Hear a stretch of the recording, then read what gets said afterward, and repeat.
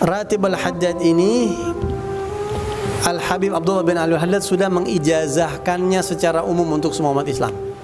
Jadi kalau ada orang baca Ratib Al-Haddad tanpa ijazah pun nggak apa-apa. Walaupun kalau dengan ijazah lebih mantap.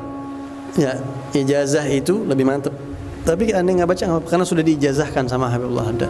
Makanya kata ulama Ratib Al-Haddad ini layak disebarkan di kalangan orang awam. Ya, layak disebarkan. Kenapa? Karena sudah diijazahkan secara umum. Apa itu ijazah? Kita biasanya kalau mau wirid suka minta ijazah. Ijazah itu bahasa Arab dari asal kata ajaza yujizu ijazatan. Artinya apa? Memperbolehkan atau mengizinkan. Asal katanya jaza yajuzu, boleh. Ya. Artinya sudah bisa lewat masuk begitu. Nah, orang yang baca ratib dengan diberikan ijazah atau baca wirid zikir apapun dengan diberikan ijazah, berarti dia seolah-olah sudah mendapatkan izin. Ya, berarti dia seolah-olah sudah mendapatkan izin. Ibaratnya ente udah legal. Ratib yang atau zikir yang ente baca atau ratib atau hizib yang tadi itu sudah legal. Atau secara tidak langsung ente sudah dapat izin dari penyusunnya. Kan nggak ketemu Beb, karena ente dapat izin, penyusunnya ngasih izin ke muridnya, muridnya ngasih izin ke muridnya lagi, muridnya ngasih izin ke muridnya lagi, ke muridnya lagi, ke muridnya lagi, sampai ke yang dapat ijazah. Dan penyusunnya itu biasanya kalau orang-orang soleh, para aulia, mereka dapat minta izin dulu sama Rasulullah. Jadi Rasulullah ijazahkan, ente sebarkan wirid ini, ente boleh sebarkan, dapat legalitas dari Nabi Muhammad, resmi diizinkan secara batin, baru ngasih ke muridnya, ke muridnya lagi. Sehingga ketika ente dapat ijazah berarti nyambung tuh bacaan ente. Ketika ente baca nyambung dan nggak bakal ada efek sampingnya. Ya, seolah-olah ente dilindungi, di backup sama guru-guru tuh terus sampai ke atas, nggak bakal ada muskilah. Gitu. Jadi baca pakai ijazah tuh bedanya itu. Ya, seolah-olah kalau ente baca tuh kayak nyetrum gitu ke atas. Kerasa ke yang si ijazah tuh merasakan pahalanya dapat kekirim terus begitu. Nah, tapi Ratib Al-Haddad ente baca tanpa ijazah sekalipun nggak apa-apa, karena Habibullah Haddad sudah mengijazahkan ratib ini secara umum untuk semua umat Islam. Ketika ana datang kepada salah satu guru ana, Al-Habib Ali bin Hasan Baharun, dulu waktu ana awal-awal mondok begitu, ana bilang sama beliau, Habib, ana mau minta ijazah amalan apa aja dari antum.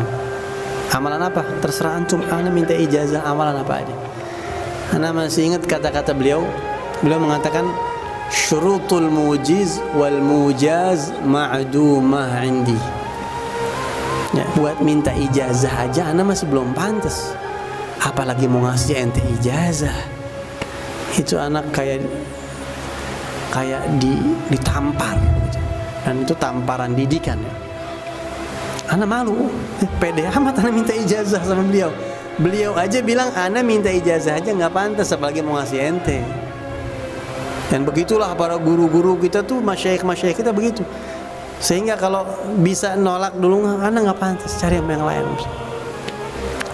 Kecuali kalau seandainya dilihat, pertama mungkin dapat isyarah dikasih, atau mungkin murid maksa ya dikasih. Dan mereka yang memberikan ijazah, guru-guru ketika memberikan ijazah kepada muridnya, mereka itu orang-orang soleh biasanya hatinya merasa tidak pantas. Ya, tapi mengandalkan husnudzan si murid, karena si murid husnudzan maka dia insya Allah dapat keberkahannya. Begitu. Kalau merekanya ngasih merasa nggak pantas. Makanya kita sering dengar para ulama, para habaib, para masyayikh kalau memberikan ijazah itu biasanya ada kata-kata insahhatil ijazah. Kalau ijazah itu sah, saya terima. Kalau ijazah itu benar-benar memang ada, maka ana ijazahin. Takutnya ana nggak ada. Sampai sebegitu mereka. Jadi nggak sembarangan nanti. Ya, nah makanya ketika kita mendapatkan ijazah kita sangat senang, sangat bangga.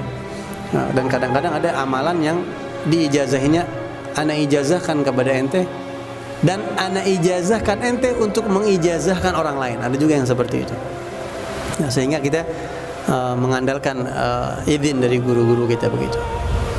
Ya, dan tujuannya kenapa kita mengijazahkan? Ijazah itu kayak semacam MOU begitu ya, supaya dia ini termotivasi, supaya dia ini bisa istiqomah, supaya dia ini mau ngamalin. Mungkin kan orang lebih semangat begitu. Kalau ada ijazah kan kayaknya perasaannya beda begitu ya. Mudah-mudahan bisa istiqomah dia begitu kita ijazahin. Walaupun kita jangan pernah merasa jadi orang yang pantas buat kasih ijazah sama orang.